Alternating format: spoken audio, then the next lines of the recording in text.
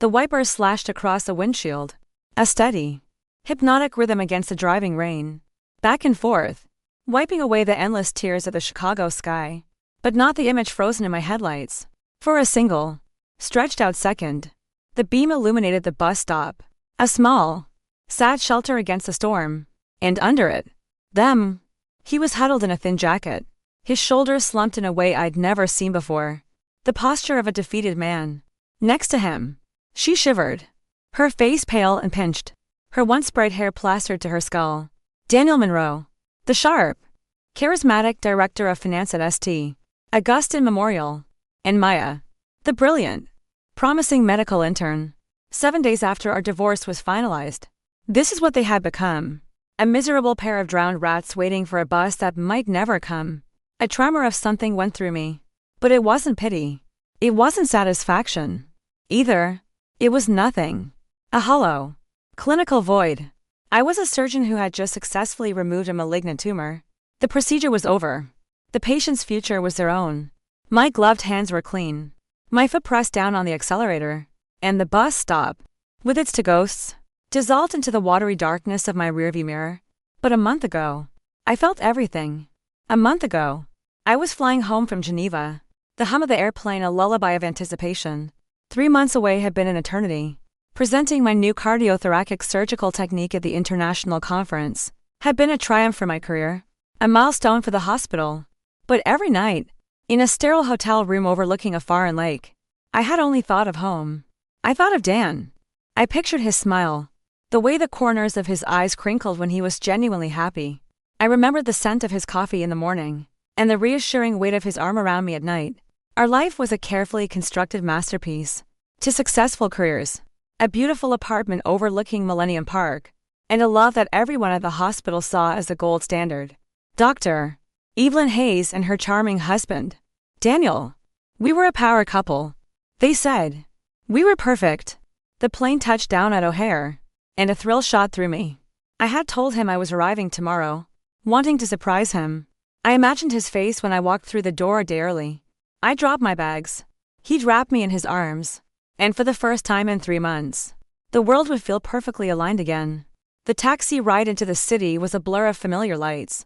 The rain hadn't started yet, but the air was thick with the promise of it. Our doorman, Jerry, greeted me with a wide grin. Dr. Hayes, welcome back. Mr. Monroe will be thrilled to see you. Let's hope so. Jerry. I smiled back, my heart doing a little flip. The elevator ride up to the penthouse felt like an ascent into heaven.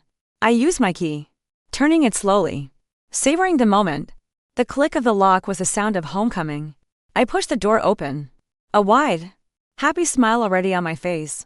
Honey, I'm home. I called out, my voice echoing in the sudden, deafening silence. The apartment was immaculate, just as I'd left it, but it was too quiet. Dan was supposed to be at a late-night board meeting. A small prickle of unease started at the back of my neck. I dropped my suitcase by the door and walked further in. His briefcase was on the kitchen island. His car keys were in the ceramic bowl, where he always tossed them. He was home. But where was he? Dan. I called again, my voice a little less certain this time. That's when I heard it. A faint sound from the back of the apartment. From our master bedroom. It was a sound of running water from the ensuite bathroom. And something else. A soft murmur of voices. A man's voice, low and soothing. And a woman's, soft and fragile. My blood ran cold. My surgeon's mind, trained to analyze and diagnose, kicked into overdrive. I moved silently down the long hallway, my expensive heels making no sound on the thick Persian runner. Every instinct screamed at me to turn back, to grab my suitcase and walk out, to pretend I had never come home tonight. But I couldn't. I had to see. I had to know the pathology of the sickness that had suddenly infected my home. The bedroom door was slightly ajar. The lamp on my bedside table was on, casting a warm, intimate glow. And through the gap, I could see the bathroom door, also open just a crack. The sound was clearer now. Double quotes. Just relax. Let me take care of you. That was Dan's voice. My Dan. I feel so dizzy. I'm sorry to be such a bother. A woman whispered back. That voice. I knew that voice. It was sweet, familiar, and belonged to Maya, my protégée. The quiet, hardworking intern I had taken under my wing. The one I treated like a little sister. My breath caught in my throat. My heart, the organ I had spent my life studying and mending in others, felt like it was being squeezed by an icy fist. My hand, the same hand that could hold a scalpel steady through a 12-hour open heart surgery, began to tremble. I pushed the bedroom door open. The scene unfolded in slow motion, like a nightmare I couldn't wake from.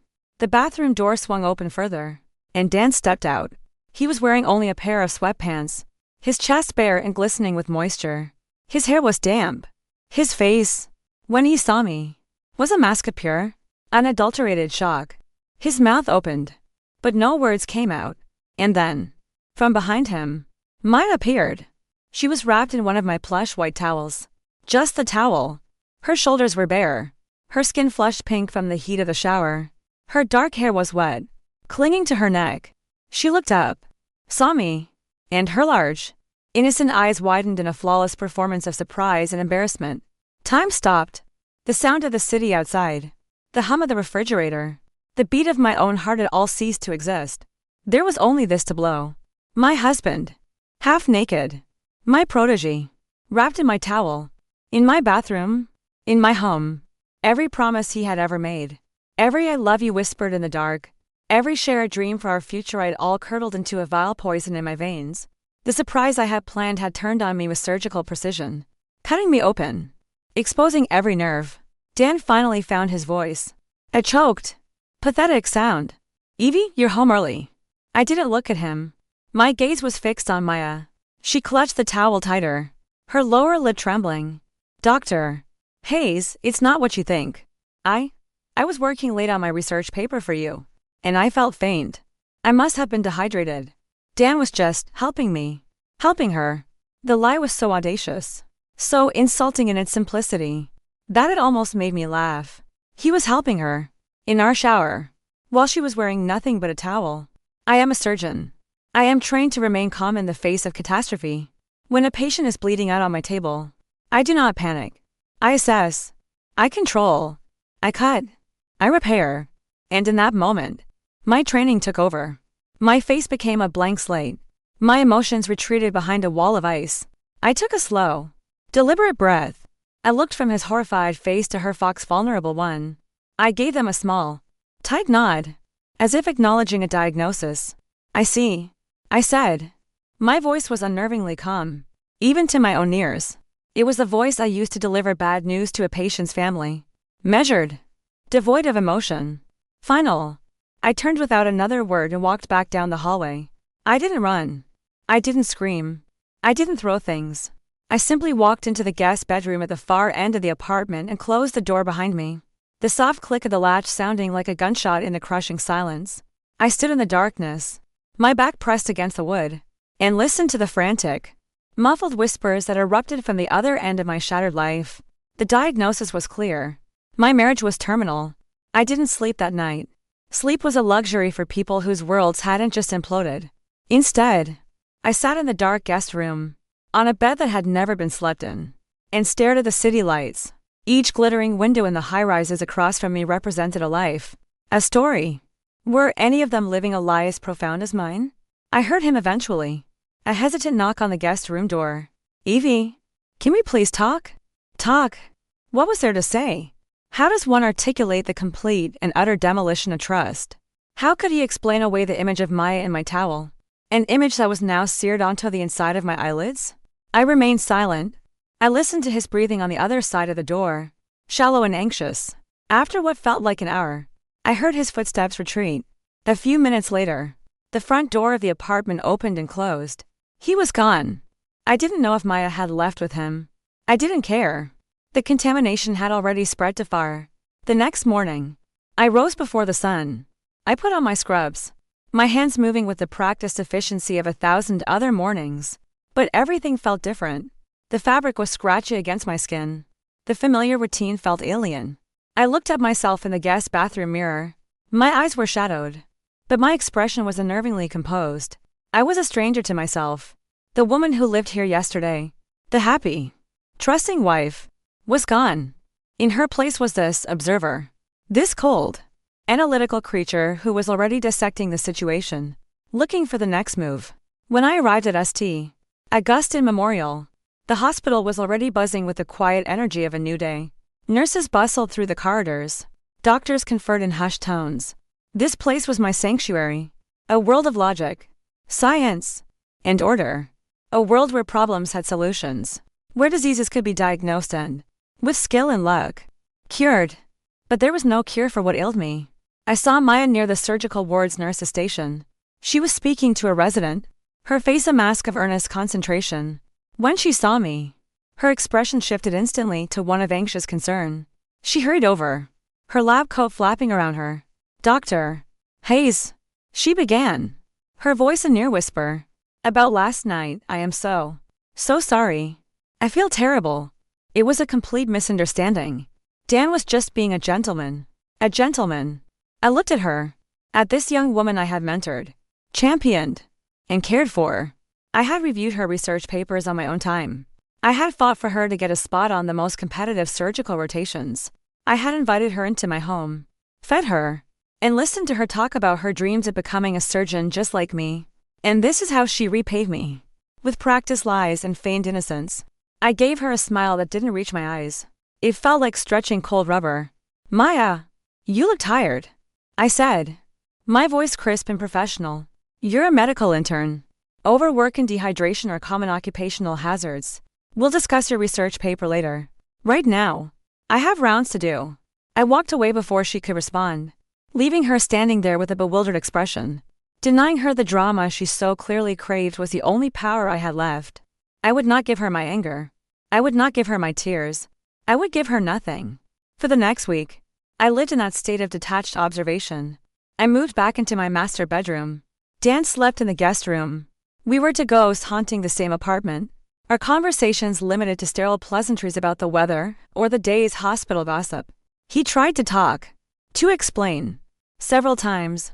Each time, I would cut him off with a calm, unanswerable statement. "I have an early surgery tomorrow. Dan, I need to rest. My focus needs to be on my patients right now." He was a skilled administrator, a man used to negotiating complex deals and placating powerful hospital board members. But he was utterly lost against my wall of impenetrable calm. He didn't know how to fight an enemy who refused to engage. In the sterile environment of the operating room, I found my only peace. With a scalpel in my hand and a human heart lying exposed and beating before me, the chaos of my personal life faded away. Here, there was only precision. Here, I was in control. Every cut was deliberate, every suture placed with purpose. I was mending broken things, creating order out of biological chaos. My colleagues noticed a change. "You're on fire, Evie." Dr. Marcus Thorne, the chief of surgery, said to me after one particularly grueling triple bypass. That was a masterclass. "But, are you all right? You seem distant." Marcus was more than my boss. He was a mentor. A man of quiet integrity with eyes that saw more than most. I offered him a tired smile. "Just jet-lagged." "Marcus." The conference was intense. He nodded. But I could tell he didn't fully believe me. He didn't press. Though, he was a man who respected boundaries. The the facade of normalcy, was beginning to wear thin. At home, I started to notice small things. A lingering scent of a perfume that wasn't mine on the guest room pillows. Dan's phone buzzing with texts late at night. The screen angled away from me. He was becoming a careless liar.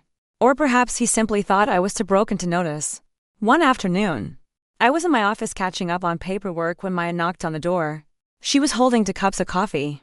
"I thought you could use this," she said, her smile tentative. I added an extra shot of espresso. "Just how you like it." A peace offering. A Trojan horse in a paper cup. I took it, my fingers brushing hers. Her hand was cold. "Thank you, Maya." That was thoughtful. She lingered in the doorway. "Dr. Hayes, I know things are tense.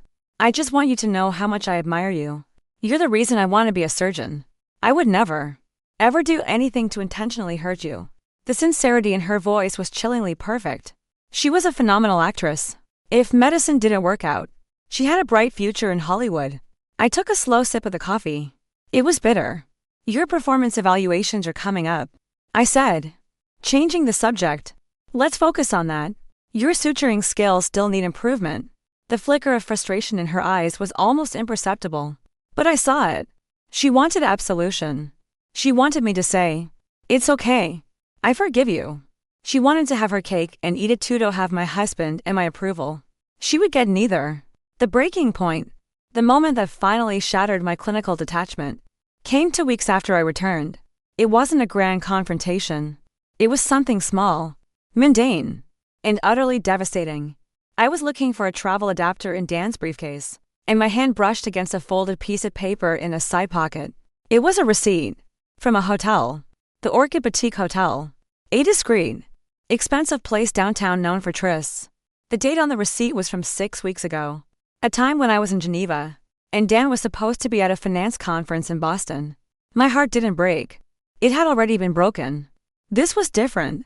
This was the final, clinical confirmation of a diagnosis. This wasn't a what-I'm misunderstanding because an intern felt faint. This was a calculated, long-term affair. This was a pattern of deceit. He hadn't just made a mistake. He had constructed an entire secret life. I held the receipt in my hand. It was just a flimsy piece of paper, but it felt as heavy as a tombstone. The numbers, the date, the name of the hotel, they were irrefutable facts. And I, a woman of science, dealt in facts. That evening, I didn't go home. I went to a lawyer's office. I sat across a mahogany desk from a woman with sharp eyes and an even sharper suit, and I told her my story. I did not cry. I presented the facts as if I were describing a patient's case history. Infidelity, deceit, irreconcilable differences. The lawyer nodded, her expression sympathetic but professional. She drew out the papers quickly. The next morning, I walked into the apartment. Dan was in the kitchen, making coffee, acting as if we were just a normal couple going through a rough patch. He smiled at me, a hopeful, tentative smile. "Morning, Evie." I was just thinking, maybe we could go away this weekend, just the two of us, to that little inn we love in Vermont. We could talk. I didn't answer. I walked past him to the kitchen island, where he had left his briefcase. I opened it and placed the divorce papers neatly on top of his files. I placed the hotel receipt right beside them. His smile vanished. The color drained from his face. He stared at the documents, then at me, his eyes wide with a dawning panic. "Evie, what is this? Don't do this. We can fix this." It was a mistake. A stupid, terrible mistake. A mistake is spilling coffee. "Dan," I said, and my voice was as steady and sharp as a scalpel. This was a series of choices, and now, I'm making mine. I turned and walked out of the kitchen, out of the apartment, and I did not look back. The shell had cracked. The carefully maintained facade had crumbled to dust. This was no longer about saving a marriage. This was about surviving its collapse. And a new, colder, more dangerous fight was just beginning. The days following the service of the divorce papers were a strange, surreal limbo. The apartment, once a sanctuary of shared dreams, became a silent battlefield. We communicated through lawyers. I packed my life into boxes, a methodical and emotionless process. Each objective photograph, a book he'd given me. The vase from our 5th anniversary is a small ghost of a life that was no longer mine. I didn't mourn them. I sealed them in cardboard tombs and labeled them for storage. I moved into the on-call residence apartments at the hospital, a small, sterile suite that was more a place to sleep than a place to live. It was perfect. The stark white walls and minimalist furniture mirrored the emptiness inside me. There were no memories here. No ghosts. Just the hum of the hospital's ventilation system and the distant wail of sirens. A constant reminder of the real, tangible emergencies happening outside the scope of my own personal disaster. The hospital grapevine, of course, went into overdrive. Whispers followed me down hallways like a trail of smoke. Divorces weren't uncommon. But a divorce between Dr. Hayes and Director Monroe was headline news. I could feel the stares of nurses, the curious glances of my fellow doctors. They were all wondering, what happened? Whose fault was it? I gave them nothing. My work became my armor. I took on more surgeries, volunteered for the longest shifts, and buried myself in research. In the operating room, under the glare of the surgical lights, I was not a woman with a broken heart. I was Dr. Hayes, one of the best cardiothoracic surgeons in Chicago. My pain, my rage, My humiliation, he channeled it all into the unwavering focus required to repair a failing heart. My hands had never been steadier. Within a week of me moving out, Dan and Maya made their relationship public. There was no grand announcement, just a quiet, insidious shift. They were seen having lunch together in the hospital cafeteria, not hiding in a corner but sitting at a central table. He would wait for her after her shifts, his expensive car idling by the staff entrance. Then came the final, brutal confirmation. He moved her into our apartment. My apartment. The one with the view of Millennium Park and the Persian runner I had spent a month choosing. A colleague, Dr. Chen from pediatrics, told me. She did it with a pained expression, as if delivering a fatal diagnosis. I just thought you should know. Evie. She stammered. I saw her. A moving truck was outside your old building. I simply nodded. Thank you for telling me, Sarah. But that night, alone in my sterile room, the news hit me like a physical blow. The image of her walking through those rooms, sleeping in my bed, using my shower, the same shower where I had found them, was a violation so profound it made me physically sick. He hadn't just replaced me. He had erased me. That was when the grief finally broke through my wall of ice. It wasn't a storm of tears. It was a cold, heavy ache that settled deep in my chest. A pressure so intense it felt like my own heart was failing. For the first time, I allowed myself to truly feel the loss. Not just the loss of my husband, but the loss of my past, my future, and the woman I used to be. The naive woman who believed in forever. The next morning, however, that grief had crystallized into something else. Something hard and sharp. Resolve. They wanted to erase me. Fine. I would become unforgettable. They thought I was a victim. They would learn I was a survivor. My focus at work intensified, becoming almost obsessive. I dissected every case, every chart, with a relentless precision. And I started to get results. I successfully performed a radical new valve replacement surgery on a high-risk patient everyone else had written off. The case was written up in a prestigious medical journal. The hospital board sent a commendation. My name was mentioned for a potential promotion, a leadership role within the surgical department. With every small victory, I felt a piece of myself returning. But it was a different self. Harder, more cynical, more observant. And my observations started to drift beyond the surgical ward. I started noticing things about the hospital's administration, the domain of my soon-to-be ex-husband. It began with a requisition form. One of our heart-lung machines was malfunctioning. I put in an urgent request for a new component, a specialized oxygenator that cost a small fortune. The request was approved by Dan's office, as expected. But when the part arrived, Dr. Thorne and I examined it. This isn't the model we requested, Evie, Marcus said, frowning at the serial number. This is a cheaper version. It's functional, but it doesn't have the same durability or advanced monitoring features. The invoice says we were billed for the premium model, I said, pointing to the paperwork. Marcus's jaw tightened. I'll have a word with Dan. Probably just a clerical error from the supplier. But I knew Dan. He was meticulous. He didn't make clerical errors when it came to six-figure invoices. A seed of suspicion was planted. Then, I noticed Maya. With Dan's influence, she was suddenly getting all the best assignments. She was given a prime role on a high-profile research project, a position usually reserved for senior residents, not interns. She was excused from grueling overnight shifts.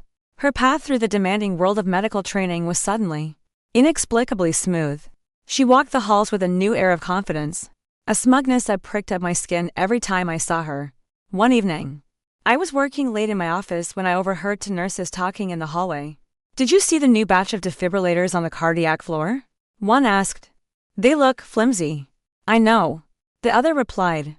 And I heard we paid top dollar for them. Director Monroe signed off on the purchase himself. Said they were top of the line. The pieces started clicking into place, forming a disturbing picture. Substandard equipment at premium prices. A powerful administrator. A young, ambitious intern who suddenly had his complete devotion. It smelled of something rotten. Something far worse than a simple, tawdry affair. The true turning point came one night when I was reviewing inventory logs for the cardiac ICU. It was a tedious task I usually delegated, but I needed a distraction. As my eyes scanned the columns of numbers, I saw a pattern. Certain high-cost, single-use surgical supply spacemaker leads, specialized catheters, Synthetic heart valves were being logged as used or disposed of at a rate far higher than our actual surgical caseload would suggest. The discrepancy wasn't huge, but it was consistent. A steady, quiet bleed. My blood ran cold for the second time in as many months. This wasn't just about cheating on invoices. This was about theft. Someone was stealing from the hospital, right under our noses. And the logs for the missing supplies, nearly all of them had been countersigned for access to the supply closet by one person. Maya! I leaned back in my chair, the hum of the computer filling the silent room. My personal betrayal had just intersected with a professional one. This was no longer just about my broken heart. This was about the integrity of the hospital I had dedicated my life to. It was about patient safety. About the ethical code we were all sworn to uphold. My objective shifted. It was no longer enough to simply survive the divorce and rebuild my life. That was a battle of attrition. This was different. This was a diagnosis. I had found a cancer growing in the heart of St. Augustine Memorial. And as a surgeon, there was only one thing I knew how to do with the cancer. Cut it out. Before I could do that, I needed proof. I needed irrefutable evidence. I needed to build a case so solid, so airtight, that no amount of charm or influence from Daniel Monroe could make it go away. My quest for personal survival had just transformed into a hunt for professional justice. And for the first time since I'd walked in on them, I felt a flicker of my old self return. Not the trusting wife, but the relentless surgeon. The hunter. The game had changed, and I was ready to play. The hunt began in the digital archives of the hospital. Late at night, when the administrative wing was deserted, I used my senior physician credentials to delve into the labyrinthine network of procurement records. My heart pounded with a mixture of fear and adrenaline. This was a dangerous line to cross. If Dan found out I was digging into his department, he could accuse me of harassment, of using hospital resources to fight a personal vendetta. He could try to destroy my career. The thought was chilling, but the need to know the truth was stronger. I started by cross-referencing the inventory logs of the missing supplies with the invoices Dan's office had processed. 4 hours. I stared at spreadsheets and purchase orders, my eyes burning from the screen's glare. At first, everything seemed in order. The paperwork was clean. The numbers matched. Dan was too smart to leave an obvious trail. But then I found it. A small, almost insignificant detail. The hospital had contracts with several major medical suppliers, but for the specific items that were going missing, the supplier was always the same, a company called MedEquip Solutions. I had never heard of them. Pulling up their company file, I saw they were a relatively new player, established only 2 years ago. Their prices were consistently 10 to 15% higher than our legacy suppliers. Yet Dan's office had been steadily increasing the volume of business with them. Why pay more for the same product? It made no financial sense. Unless the price difference was a kickback. I felt a cold certainty settle in my gut. This was it. This was the mechanism of the disease. Now I needed to find the proof of transmission. My next step was to understand Maya's role. She was the one signing out the supplies. But what was she doing with them? I started observing her, not as a scorned ex-wife, but as a clinician studying a subject. I watched her movements, her routines. She was careful, always maintaining the facade of the diligent, overworked intern. But her eyes, once filled with admiration for me, now held a guarded, watchful quality. She knew I was a threat. The opportunity came during a hospital charity gala. It was a lavish affair, a night where doctors and administrators traded scrubs and lab coats for tuxedos and evening gowns. I had no desire to go, but I knew Dan and Maya would be there, putting on a show as the hospital's new power couple. It was the perfect chance to access her personal space. While they were sipping champagne and schmoozing with donors, I slipped away. I used my old master key Cardone Dan had never thought to deactivate or get into her old apartment. Stepping inside felt like trespassing in my own life. A new painting hung on the wall, a garish abstract that wasn't to my taste. Her clothes were mixed with his in the closet. The scent of her perfume, the one I smelled that night, lingered in the air. I fought down a wave of nausea and focused on my mission. Her room was the one we had used as a home office. It was neat, organized, but I wasn't looking for something obvious. I was looking for a symptom. I started with her laptop. It was password protected, of course, but I remembered her talking once about her dog, a golden retriever she'd had as a child named Sunny. I typed in Sunny 1 to 3. Access granted. People were so predictable. Her emails were mostly school-related. Her social media was a curated feed of a dedicated, happy medical student. But in a draft folder in her email, I found what I was looking for. It was an unsent email. A simple list. No names. Just a series of product codes for medical devices and quantities. Pacemaker leads. Coronary stents. Implantable defibrillators. It was a shopping list of the very items that were vanishing from my ICU. I took a photo of the screen with my phone. It wasn't a smoking gun. But it was a direct link. A vital sign. Just as I was about to close the laptop, a file on her desktop caught my eye. It was a PDF, titled Business Plan. My curiosity piqued. I opened it. What I saw made my blood freeze. It was a detailed plan for a private, off-the-books medical supply company. The business model was simple and chillingly brilliant. It outlined a method for acquiring high-end medical equipment through hospital inventory shrinkage and reselling it at a discount to small, private clinics and overseas buyers who wouldn't ask too many questions. The projected profits were staggering. And at the bottom of the plan, under the key personnel section, were two names: Maya Jensen, CEO, and Daniel Monroe, CFO. I felt the air leave my lungs. This wasn't just petty theft. This was a sophisticated, premeditated criminal enterprise. And they were using St. Augustine Memorial, a place of healing, as their personal piggy bank. The sheer audacity of it, the absolute moral bankruptcy, was breathtaking. This was never just about him falling for a younger woman. This was a partnership. He wasn't just her lover. He was her accomplice. Suddenly, I heard the sound of the key in the front door. Panic seized me. They were home early. I quickly closed the laptop, my mind racing. The apartment had only one exit. I was trapped. I darted into the large walk-in closet in the master bedroom, pulling the door shut just as I heard their voices in the foyer. I pressed myself into the corner, behind a rack of Dan's suits, my heart hammering against my ribs. I held my breath, praying they wouldn't come into the bedroom. The gala was such a bore. I heard Maya say, her voice dripping with disdain. All those old doctors patting themselves on the back. We have to play the game. Maya, Dan's voice replied, sounding tired. It's all about appearances. They moved into the living room. I could hear the clink of glasses. Did you see Evelyn tonight? Maya asked.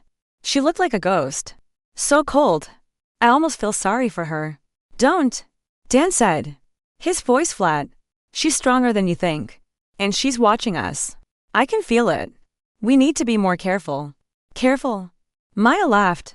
A sharp, unpleasant sound. Donnie, we're so close. That big order for the new cardiac wing is coming up. The MedEquip deal is going to be our retirement fund. Once that's done, we can get out of this city, away from her and everyone else. I know. He sighed. Sometimes I wonder if it's worth it. Of course. It's worth it. She snapped. Her sweet facade gone, replaced by a raw, greedy ambition. What did you have with her? A perfect life? Predictable dinners and boring conversations about her latest surgery. With me, you have a future. An exciting one. Don't you forget that. There was a silence, hidden in the darkness, surrounded by the scent of his cologne. I listened to the man I had married be belittled and manipulated by the girl I had mentored. And in that moment, any lingering trace of love I might have had for him died. It wasn't even anger I felt anymore. It was a profound, bottomless pity. He was weak. A hollow man who had traded his soul for a fantasy sold to him by a sociopath. I waited until I heard the sounds of them moving into the bedroom, their voices low and intimate.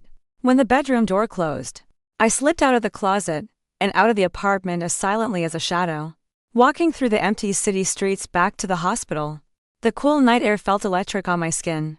The game had changed again. This was bigger than I could have ever imagined.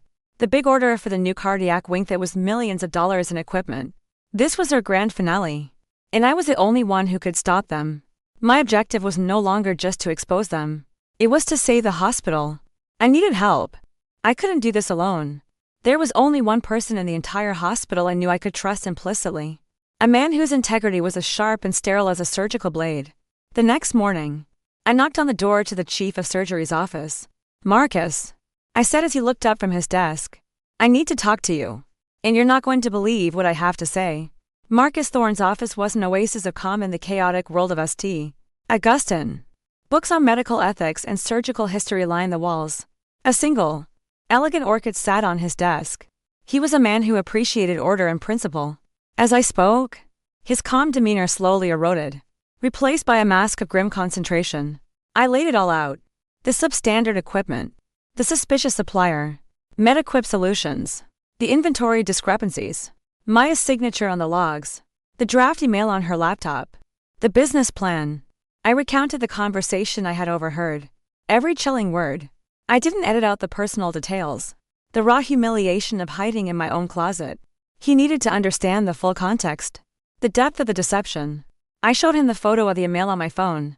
He listened without interruption, his steepled fingers pressed against his lips. When I finished, the silence in the room was heavy. He leaned back in his chair, his eyes fixed on some distant point beyond the window. "Evelyn," he finally said, his voice low and grave, "do you understand the magnitude of what you're accusing them of? This isn't just a breach of hospital policy. This is felony fraud. Conspiracy. If you're right, this could bring down the entire administration." "I know," I said, my voice steady. "And if we do nothing, they will gut this hospital's cardiac wing before it even opens. They're not just stealing money, Marcus. They're stealing our ability to save lives. That's substandard equipment. What happens when a cheap defibrillator fails on a patient? What happens when a faulty valve gives out a month after surgery?" The unspoken answer hung in the air between us. "Patients die." He nodded slowly, the gravity of the situation settling over him. "You were right to come to me. Going to the board or the police with just this, it's strong. But it's circumstantial. Dan is a master at navigating bureaucracy. He'll paint you as a bitter ex-wife on a witch hunt. They'll bury this in an internal review that goes nowhere. We need something more. We need something they can't deny." "The Metaquip deal," I said. Maya called it their retirement fund. "It has to be their final move." "Exactly." Marcus agreed, leaning forward, his focus now sharp as a laser. "We need to get inside that deal. We need concrete proof of the kickback. An email. A bank transfer. Something that ties Dan directly to Metaquip's profits." "But how?" I asked. "His office is a fortress. His files are encrypted. I can't get back into their apartment." Marcus stood up and walked over to the window, looking down at the sprawling hospital campus. "Dan may be the director of finance, but I am the chief of surgery. The new cardiac wing is my project. Every piece of equipment ordered for it requires my department's final sign-off. He can't complete the purchase without my signature." A plan began to form in his eyes. "He's been pressuring me to sign the final purchase order for the imaging systems, the most expensive part of the contract. I've been stalling, telling him my team is still evaluating the technical specifications. Now I know why he's been so impatient." He turned back to me, his expression resolute. "Here's what we're going to do. I'm going to set up a final review meeting with Dan. I'll tell him I'm ready to sign, but that I have a few last-minute technical questions for the supplier. I will insist that a Metaquip representative be present, either in person or via video conference. You will be in that meeting with me, as my lead cardiac surgeon. He'll never agree to let me in the room." I protested. "He'll have to," Marcus countered. "It's my meeting. My signature. You are the most qualified person to ask the technical questions. For him to refuse your presence would look suspicious. He's arrogant, Evie. He'll assume he can control the situation. He'll underestimate both of us." The plan was audacious, dangerous, but it was the only way. It was a surgical strike, designed to expose the corruption in a controlled environment. The days leading up to the meeting were the most stressful of my life. I had to maintain a perfect facade of normalcy. I performed my surgeries. I did my rounds. I mentored other interns while knowing I was preparing for the biggest confrontation of my life. Every time I saw Dan or Maya in the hallway, I had to force a mask of cool indifference onto my face, even as my stomach churned with a toxic cocktail of anxiety and rage. Dan took the bait, just as Marcus had predicted. He agreed to the meeting, his emails oozing professional courtesy. "Of course, Marcus. Happy to clear up any final concerns. And Dr. Hayes' presence is, naturally, welcome. Her expertise will be invaluable." The condescension was palpable. He thought he was walking into a routine sign-off. He had no idea he was walking into a trap. The night before the meeting, I confronted Dan, not as a hunter, but as a ghost from his past. I found him working late in his office. I didn't knock. I just walked in. He looked up, startled. "Evie, what are you doing here?" I wanted to ask you something. Dan, I said, my voice quiet. Face to face. No liars. Before everything changes tomorrow. He leaned back. Wary. What? Do you remember our wedding day? You stood on that altar and you made vows to me. You promised to honor and cherish me. You promised to be my partner. In everything. Did any of that ever mean anything to you? Or was it all just an appearance you had to maintain? He flinched. The question hitting its mark. He looked down at his desk, unable to meet my eyes. Of course. It meant something. He mumbled. I loved you. Evie. I just got lost. You didn't get lost. Dan. I said. The words coming out colder than I intended. You made a choice. You chose her. You chose this. I just want you to know that I know about your choices. All of them. I turned and walked out, leaving him sitting there in the silence. The seed of doubt planted. I needed him off balance for the meeting. I needed him wondering just how much I really knew. The next day, I walked into the conference room beside Marcus. I was wearing my crispest lab coat. My hair pulled back tightly. I was Dr. Hayes. Surgeon. Calm. Prepared. In control. Dan was already there, looking tired and drawn. A large monitor on the wall showed the face of a man in a sharp suit, the representative from MetaQuip Solutions, joining via video call. Good morning, gentlemen, Marcus said, his voice ringing with authority as he took his seat. Let's get this finalized. The meeting began. Dan presented the figures, his voice smooth and practiced. The MetaQuip rep chimed in with marketing jargon about their state-of-the-art technology. I sat in silence, watching, waiting for my moment. Finally, Marcus turned to me. Dr. Hayes, any final questions on the technical specs before I sign? This was it. I took a slow breath. I didn't look at the specs on the table. I looked directly at Dan. Actually, my question isn't about the specs, I said, my voice clear and steady, cutting through the sterile business talk. It's about the price. Specifically, the 15% premium we're paying compared to other suppliers. Dan froze. The MetaQuip rep on the screen frowned. Confused. I'm sure that's just market fluctuation, Dan began. But I cut him off. Is it? Or is that 15% a consulting fee? I continued, my gaze unwavering. A fee that's funneled from MetaQuip into a shell corporation, which then deposits funds into a private account. The color drained from Dan's face. He was speechless. On the monitor, the rep's eyes widened in alarm. Marcus leaned forward, his expression like stone. Director Monroe, perhaps you could enlighten us. But I wasn't finished. I slid a single piece of paper across the polished table. It was a printout of a bank statement, one I had paid a private investigator a small fortune to acquire. It showed a recent transfer of a large sum of money from the Shell Corporation into an account held jointly by Daniel Monroe and Maya Jensen. The smoking gun. I believe this is your retirement fund. Dan, I said softly. Isn't that what you called it? He stared at the paper as if it were a venomous snake. His carefully constructed world was shattering around him. Right here, on this polished mahogany table. He looked up at me. His eyes filled not with anger, but with a horrifying, dawning comprehension. He hadn't just been caught. He had been surgically, precisely, and utterly dismantled. The trap had sprung. The silence in the conference room was absolute. It was a vacuum, sucking all the air and sound out of the world. Dan's face had gone from pale to a ghastly, waxy gray. He looked from the bank statement on the table to my face, his mouth opening and closing silently, like a fish gasping for air. The charming, confident director of finance was gone, replaced by a cornered, terrified man. On the large screen, the MetaQuip representative, whose nameplate read Mr. Harrison, began to stammer. I don't know what this is about. Our pricing is completely transparent. This is slander. Marcus Thorne didn't even glance at the screen.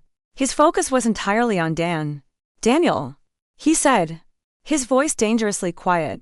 I am going to ask you one time. Is this document authentic? Dan didn't answer.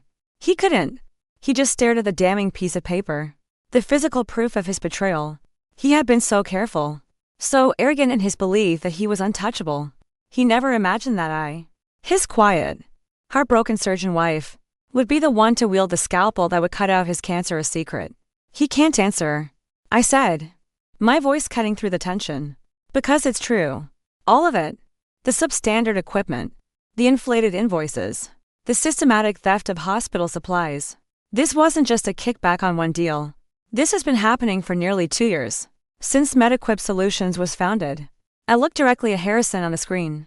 A company, I might add, whose incorporation papers list a single director on its board. A person whose address is a P.O. box in Delaware, but whose previous registered address was a small apartment in Gary, Indiana. The same apartment where Maya Jensen lived before she received her scholarship to medical school here. Harrison's face went white. He had been exposed. He was part of it. Suddenly, Dan lunged across the table. Not at me, but at the bank statement, his hand snatching for the paper. But Marcus was faster. He slapped his own hand down on it, holding it firmly to the table. Don't be a fool, Daniel, he said, his voice a low growl. That's when the door to the conference room opened. I hadn't known Marcus had planned this part. 2 men in dark suits stepped inside, followed by the hospital's chairman of the board, Mr.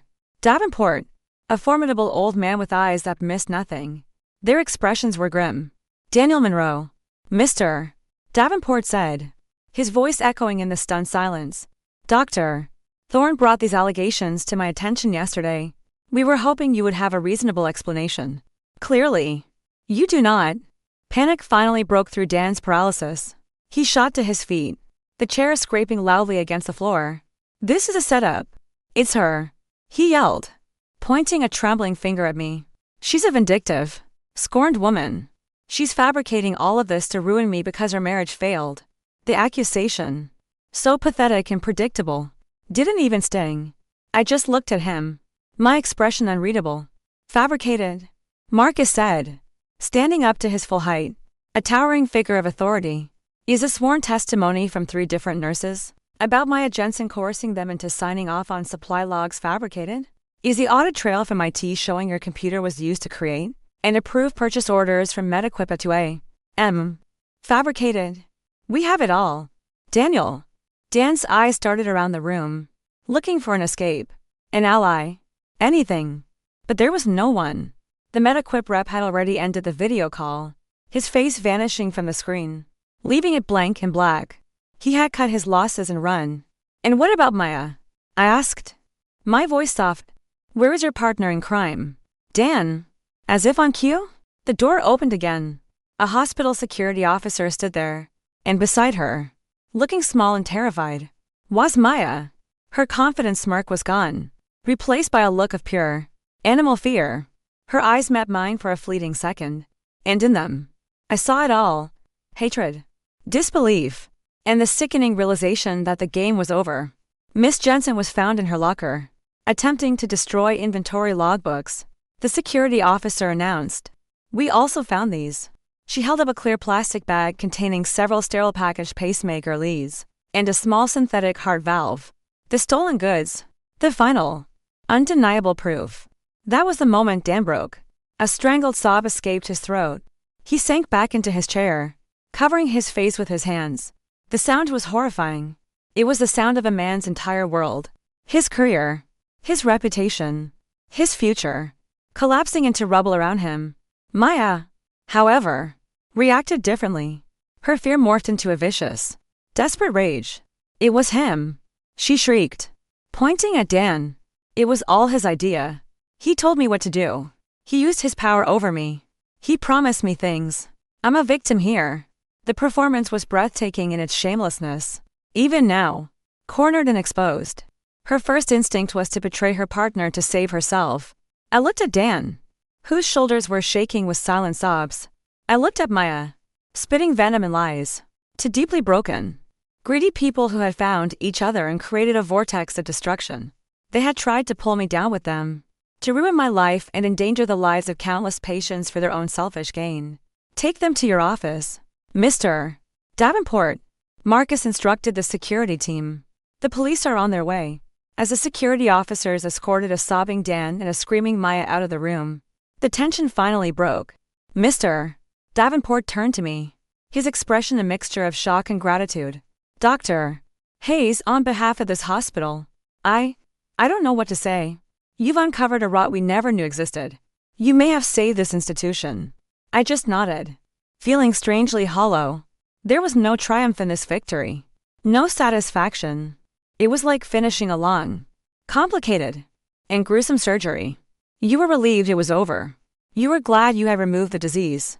But you were left with the scars, the exhaustion, and the memory of the mess. When we were finally alone, Marcus walked over and placed a gentle hand on my shoulder. Are you all right, Evie? I looked up at him, and for the first time in months, I let the mask of the stoic surgeon fall away. My composure cracked, and a single, hot tear escaped and rolled down my cheek. No, I whispered, my voice thick with emotion. But I will be. He squeezed my shoulder. A simple, grounding gesture of support. Yes, you will, he said. You just performed the most difficult surgery of your life, and you were brilliant. Outside the conference room window, the sun was beginning to set, painting the Chicago skyline in hues of orange and purple. A new evening was beginning. The cancer had been excised.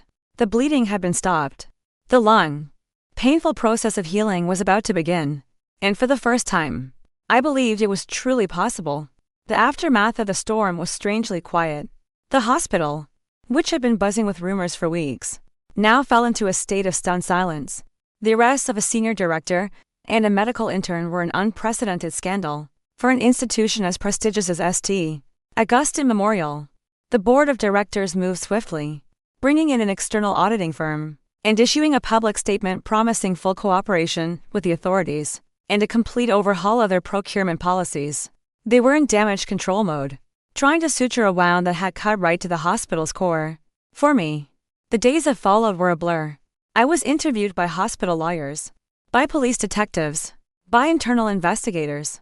I recounted the story over and over, each time feeling more detached, as if I were describing a case study from a medical textbook. They called me a hero, a whistleblower. Mr. Davenport offered me a formal commendation and hinted at a fast track to a department leadership position. I thanked them, but their praise felt hollow. I hadn't done it for glory or for a promotion. I had done it because I was a doctor. When you see a disease, you treat it. It was that simple. The fact that the disease had been intertwined with my own heart was a complication, but it didn't change the diagnosis or the necessary course of treatment. The fallout for Dan and Maya was swift and brutal. Facing overwhelming evidence, they turned on each other, their partnership dissolving into a bitter flurry of accusations. Their lawyers negotiated plea deals to avoid a long, public trial. Dan was sentenced to 5 years in a minimum security federal prison for fraud and conspiracy. Maya, in exchange for her full testimony against MediQuip Solutions, received a lighter sentence of 18 months. But her medical career was over before it had even begun. Her name was permanently blacklisted. No medical board, no hospital, would ever touch her again. Their names were scrubbed from the hospital's website. Their offices were cleared out. Within a month, it was as if they had never existed. But their ghosts remained. I would walk past the finance department and feel a pang of a memory. I would see a young intern with dark hair and, for a split second, my breath would catch. The scars were still there, deep and invisible. One afternoon, a few weeks before his sentencing, I received a letter. It was from Dan, sent from the county jail. My first instinct was to tear it up, to throw it away unread. What could he possibly have to say that I wanted to hear? But some part of me, the clinical, curious part, needed the closure. I sat in my small, sterile apartment at the hospital and opened it. The letter was written on cheap, lined paper, his once confident handwriting now shaky and cramped. It was not a letter asking for forgiveness. He knew he didn't deserve it. It was, instead, a confession, a pathetic, rambling account of how it all began. He wrote that it started small, a moment of weakness, a flirtatious conversation with an ambitious intern who made him feel powerful and desired at a time when he was feeling overshadowed by my own rising career.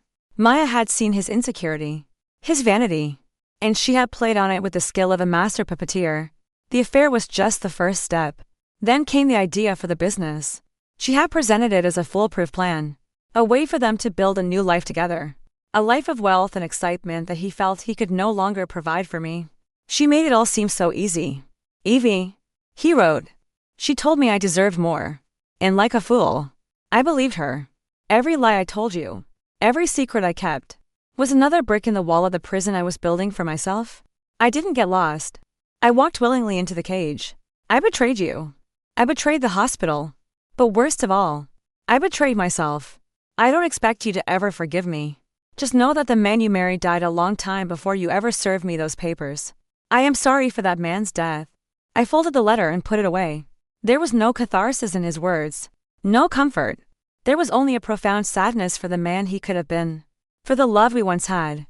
It was like reading the final post-mortem report on a long, slow death. The cause of death was clear, a catastrophic failure of character. Life at the hospital began to return to a new normal. Marcus Thorne was appointed as the interim head of a new ethics oversight committee, a role he was perfectly suited for. He and I fell into a comfortable routine. We often had coffee in the cafeteria, discussing difficult cases or new surgical techniques. He never mentioned Dan or Maya unless I brought them up first. He gave me space. A quiet, unwavering support that was more healing than any words of sympathy could ever be. He saw me not as a victim, but as a colleague, an equal. And for that, I was profoundly grateful. One evening, he found me in my office, long after my shift had ended, staring blankly at an X-ray on my screen, burning the midnight oil again. "Evelyn?" he asked, leaning against the doorframe. I sighed, rubbing my tired eyes. Just thinking. About what? About what comes next. I admitted. "Mr. Davenport offered me the deputy chief of surgery position. It's a great opportunity. It's everything I thought I wanted. But," he prompted gently, "but I don't think I want it anymore," I said, the words surprising even myself as I said them aloud. I look at this hospital now, and all I see are the cracks. All I see is the politics, the ambition, the money. It's all tarnished. The operating room is the only place that still feels clean. I looked up at him. I became a doctor to heal people, Marcus, not to manage budgets and sit in board meetings. Lately, I feel like I'm a long way from the reason I started all of this. He was silent for a long moment, studying my face. Then he walked over to the large world map he knew I kept on my wall. A map dotted with pins marking places I dreamed of visiting. "You know," he said softly, "St. Augustine isn't the only place in the world that needs a brilliant heart surgeon." His words hung in the air, filled with a meaning that went far beyond the literal. He was giving me permission. Permission to leave. Permission to start over. Somewhere new. Somewhere the ghost couldn't follow. That night, I went home and pulled out an old, dusty box from the back of my closet. Inside were brochures and application forms from years ago, from a time before my life became intertwined with Dan's.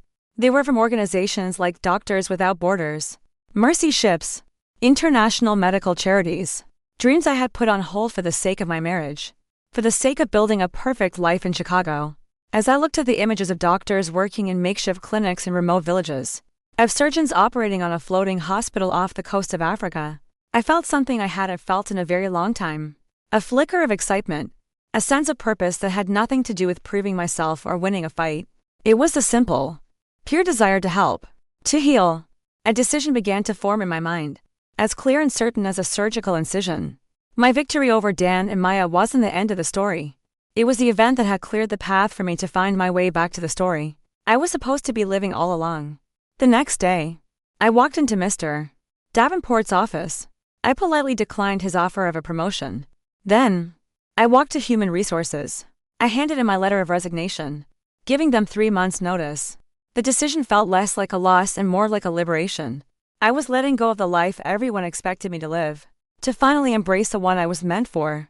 The healing of St. Augustine Memorial was now in other people's hands.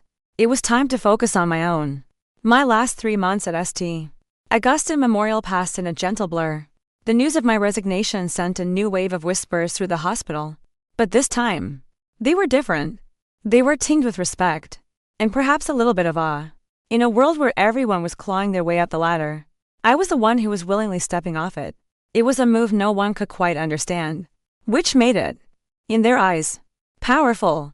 I spent those final weeks transferring my patients, mentoring my replacement, and saying quiet goodbyes. There was no grand farewell party. I didn't want one. My departure was not a celebration, but a quiet, personal pilgrimage. On my last day, Marcus walked with me as I did my final rounds. We stood for a moment, looking through the large window into the cardiac ICU, the very unit where my suspicions had first taken root. New, state-of-the-art machines, purchased under Marcus's strict new oversight, beeped and whirred. Their rhythmic sounds a testament to a system that was healing itself. "They're going to miss you. You know," he said, his voice soft. "I'm going to miss you. I'll miss you too, Marcus," I said. And the words were completely true. He had been my anchor through the storm. "Thank you for everything, for believing me when no one else would have. I never doubted you for a second, Evelyn," he replied, turning to face me. Integrity recognizes integrity. He hesitated for a moment. Then a rare, warm smile touched his lips. "Don't be a stranger. Send a postcard." "I will," I promised. And then, it was over. I hung up my white coat in my empty locker for the last time. I walked out of the revolving glass doors of St. Augustine Memorial, not looking back. The chilly Chicago wind hit my face, but it felt cleansing. I was no longer Dr. Hayes, the rising star surgeon. I was no longer Mrs. Monroe, the betrayed wife. I was just Evelyn, a woman with a suitcase, a passport, and a blank page in front of her. 1 year later, the air here is thick with the scent of wood smoke, damp earth, and something sweet I haven't yet been able to name. The clinic is a simple, one-room building with a corrugated tin roof that rattles when it rains. My operating room is a partitioned-off corner with a generator-powered surgical lamp, and equipment that is functional, if not state-of-the-art. This small, remote village in the highlands of Southeast Asia is a world away from the gleaming corridors of St. Augustine, and I have never been happier. Here, my patients don't have insurance policies. They pay me in chickens, woven blankets, and bags of fresh vegetables. Here, the diseases I fight are not born of greed and ambition, but of poverty and misfortune. I set broken bones. I deliver babies. I treat infections. And yes, when a transfer to the nearest city hospital is impossible, I perform life-saving heart surgeries with a small, dedicated local team. My life is stripped down to its essentials. I sleep in a small hut. I eat simple food. And I work until I am bone-weary.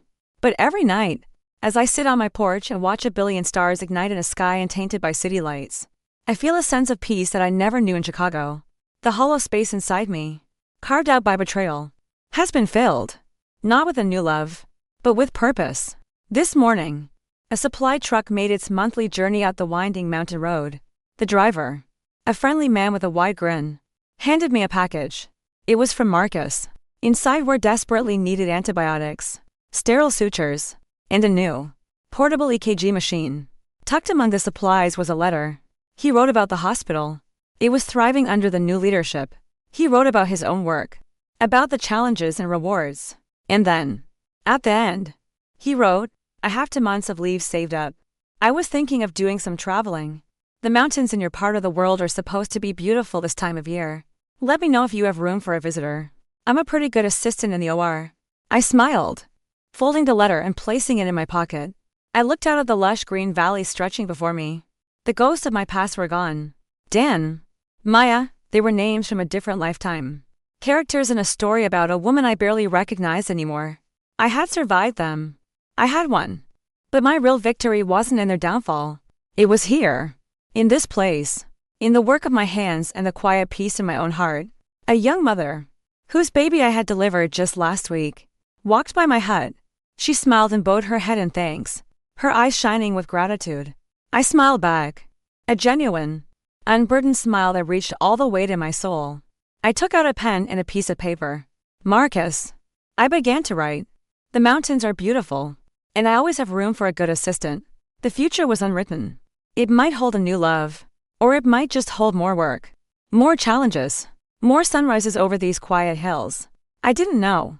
And for the first time in my life, I was perfectly content with not knowing.